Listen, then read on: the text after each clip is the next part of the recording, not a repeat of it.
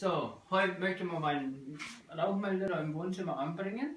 Dazu habe ich einen Melderfix zur Installation. Den braucht man eigentlich, wenn man die Leiter nicht hat oder so. Und das ist eigentlich viel einfacher und viel schneller, wie dass man auf die Leiter aufgeht, sondern den setzt man einfach da rein, zieht da das Plastik ab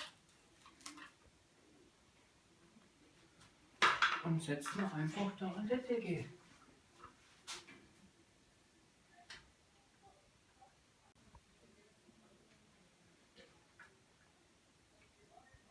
So, jetzt ist er schon oben. Da, der funktioniert, hält tadellos. Das geht schneller wie meiner Hühner Eier legen. Super!